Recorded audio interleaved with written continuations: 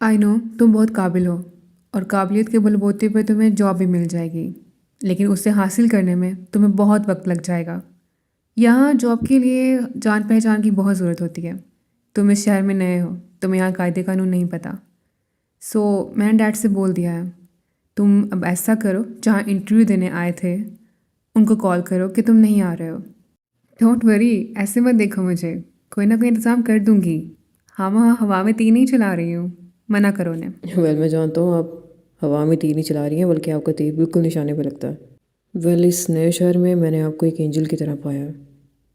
आपने बहुत हेल्प की है मेरी। Thank you so much again. Actually ना लाइफ में शॉर्टकट्स का आदी नहीं हूँ मैं, और अपने बलबूते पे हमेशा सब कुछ किया, इसलिए थोड़ा हेल्प लेते वक्त हिचकिचाहट तो हो रही है। बट ये इंटरव्यू दे के एक दफ़ा देख लेता हूँ कि क्या बनता है। बाकी आपकी सीट तो मेरे लिए वैसे ही रिजर्व है। No, I will not allow you. I know तुम शॉर्टकट्स के आदी नहीं हो, तुम्हें देखकर मैं समझ सकती हूँ। और प्रूफ भी करना है ना तुम्हें, तो यहाँ कर लेना। तुम्हें बहुत सी अपॉर्चुनिटीज़ मिलेंगी। और बेफिक्र हो, थैंक्स करने की ज़रूरत नहीं है। तुम्हें ये जॉब तुम्हारी काबिलियत की वजह से दी जा रही है। मैं नहीं चाहती इतना काबिल इंसान कहीं और जाकर जॉब करे। I want you to serve my dad, ताकि उनका बिजनेस आगे बढ़ सके। सो ये कोई फेवर नहीं है। अगर मुझे इस जॉब के लिए हायर करने का फैसला आपको फेवर देने की बेस पर नहीं, बल्कि मेरी काबिलियत की बेस पे है, तो डेफिनेटली मुझे कोई प्रॉब्लम नहीं है इस बात से। अगर मुझे अपने आप को प्रूव करने का मौका मिल रहा है तो definitely I will avail this opportunity. So ठीक है, आप बात कर लें इस बारे में। मैं रेडी हूँ to serve your company. Thanks for accepting the proposal of Angel. मैं ड्राइवर को बोल देती हूँ, he'll drop you at dad's office. वहाँ उनका असिस्टेंट तुम्हें सब समझा देगा जॉब की नौयत के बारे में। एंड आई नो तुम पूरे दिल से वहाँ काम करोगे। पूरा घर देखा ही हूँ, पता था मुझे कि आप हाशिम के कमरे में ही होंगी। मिस करी होंगी ना उसको। कहा था आपको उसको इतनी दूर मत भेजें, आप नहीं रह सकती हैं उसके बगैर। वैसे भी मैं इतनी परेशान हो गई हूँ, अकेले आप किस तरह गुजारा करेंगी। पहले वो होता था तो मुझे तसल्ली होती थी आपकी। अब तो मैं रोज़ रोज़ यहाँ आ भी नहीं सकती हूँ। आप तो जानती हैं मेरे ससुराल वालों को। मैं तो आज तक यही जान नहीं पाई हूँ कि चच्ची को पता नहीं मेरे पे क्या गुस्सा है। 24 घंटे वो मुझे डांटती रहती है। खैर छोड़ें आप। कोई बात नहीं मेरी बच्ची, सब बर्दाश्त करो। ससुराल है बेटा वो तुम्हारा, करना तो पड़ेगा ना तुम्हें। और मेरी फिक्र मत करो मेरी बच्ची, अपना घर संभालो, मुझे कुछ नहीं होगा। मैं जानती हूँ माँ, इसलिए सब्र करके बैठी हूँ। और जहाँ तक रहा हाशिम और आलिया के रिश्ते का सवाल, तो मुझे नहीं लग रहा ऐसा कुछ भी होगा। आप जानती हैं ना चच्ची की बहन को, बस उनका ही बेटा पसंद आया उन्हें आलिया के लिए। हाशिम को झूठी उम्मीदें ना पाल के रखे।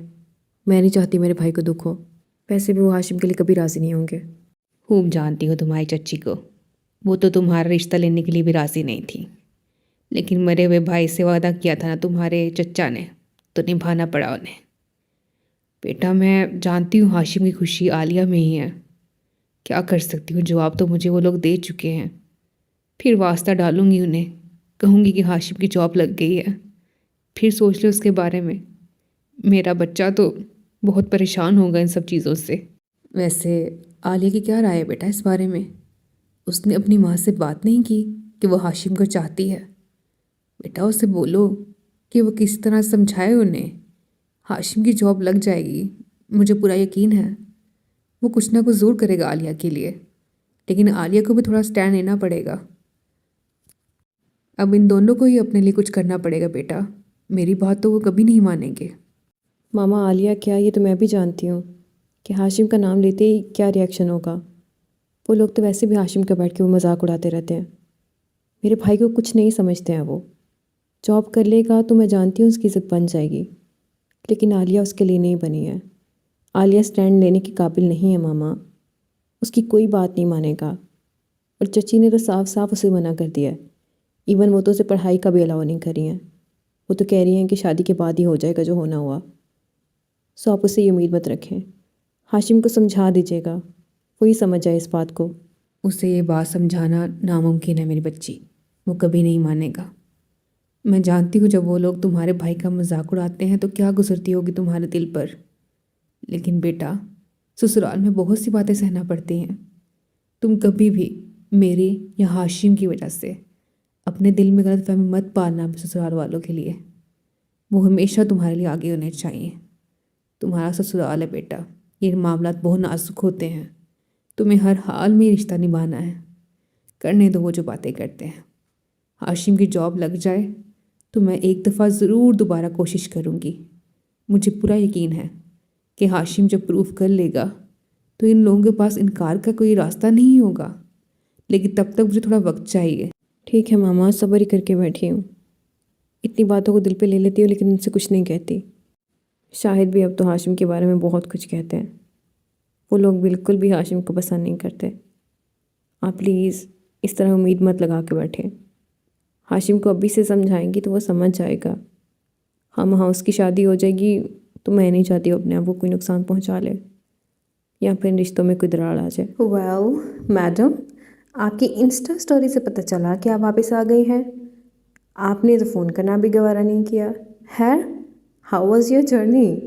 आई was so excited when I see you in the train. मुझे भी साथ ले जाती, तुम्हारा अच्छा टाइम पास हो जाता। Well it's okay, I am happy to see you again. अब फुल इन्जॉय करेंगे और प्लीज़ घर से निकलो। इतने दिन हो गए तुम्हें आए हुए, but no message at all. तुम्हें तो पता है मेरी एडवेंचरस लाइफ का, कभी यहाँ तो कभी वहाँ। खैर, इस दफ़ा सोचा था कि ट्रेन का सफ़र करूँगी। It's so horrible. मुझे लगा मैं मर जाऊँगी, लेकिन तभी एक मसीहा मिल गया तो उसने मुझे बचा लिया। वैसे अब सोचती हूँ कि ट्रेन का सफ़र इतना बुरा भी नहीं था। शायद मैं ये ना करती तो वो मुझे कभी ना मिलता। I am gonna love this journey. सोचती हूँ कि मैंने अच्छा स्टेप लिया। आई वाना शेयर इट टू यू। अगर तुम खुद नहीं आती तो मैं तुम्हें खुद बुला लेती। वेल ओके, तो तुम्हारे मुंह से इस मसीहा का नाम सुन के मुझे लग रहा है he is very special one, right? Okay, तो ठीक है। तो तुम्हारे उस मिस्टर राइट के बारे में क्या, जिसको तुम्हारे डैड ने चूज़ करके रखा है? तुम्हारी आंखों से मैं सीरियसनेस देख सकती हूँ कि उस मसीहा के बारे में you are now serious. Well, जिस मिस्टर राइट की तुम बात कर रही हो उस मिस्टर राइट से कभी भी मुझे राइट वाइब्स तो आई ही नहीं। वैसे भी this is my life and I have the right to choose my life partner. I know dad को इससे कोई मसला नहीं होगा।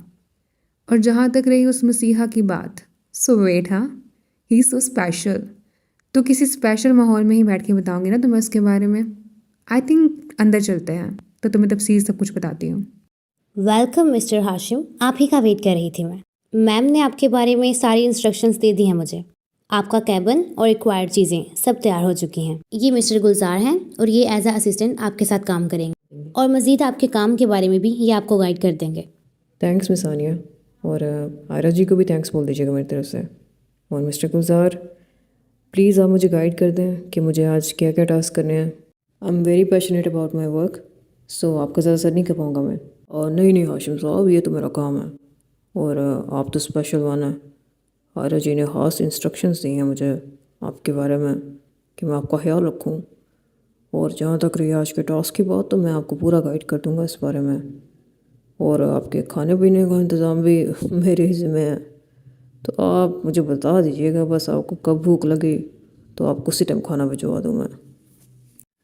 सो मिस्टर हाशिम, जॉब मिलते ही आपने तो नज़रें ही बदल ली। हाँ, कोई लिफ्ट ही नहीं मुझे। मैं तुम्हारी कॉल का वेट कर रही थी।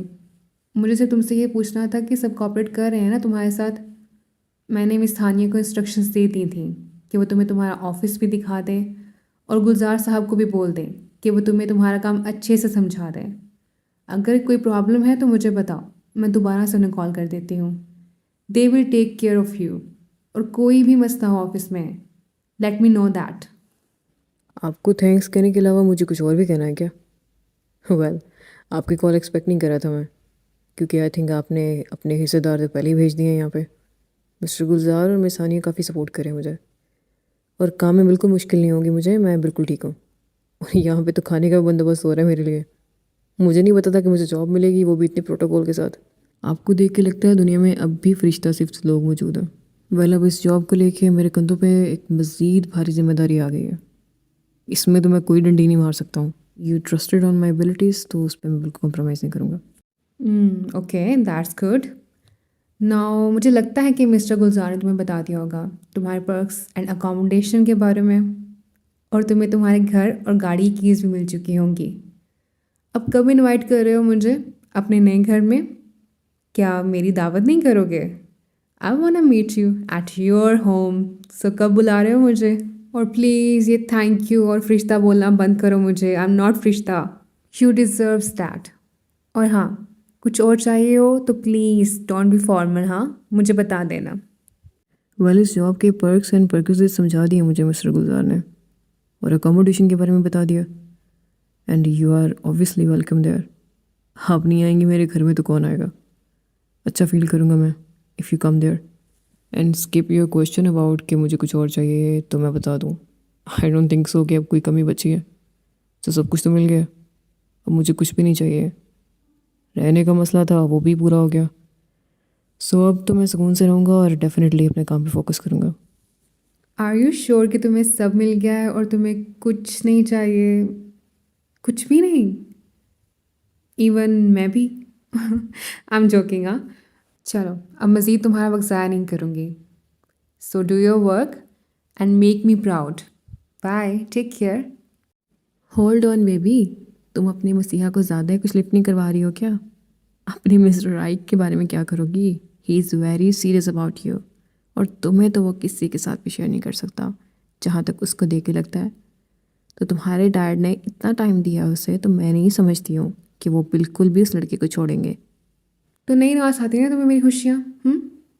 छोड़ दो यार उसे। I don't want talk on this topic. उनको मैं खुद देख लूँगी, मिस्टर राइट को भी और डैड को भी। ज़्यादा लिफ्ट कहाँ करवा रही हूँ? He deserves that. वो अपनी एबिलिटी से वहाँ पर पहुँचा है, मैंने ऐसा कुछ नहीं किया। मेरा बस चलता तो मैं उससे इससे भी ज़्यादा देती। वो डिज़र्व करता है। आई थिंक दुनिया की सारी दौलत, सारी शोहरत सब डिज़र्व करता है वो। मैं तो उसके लिए कुछ भी नहीं कर पाई हूँ।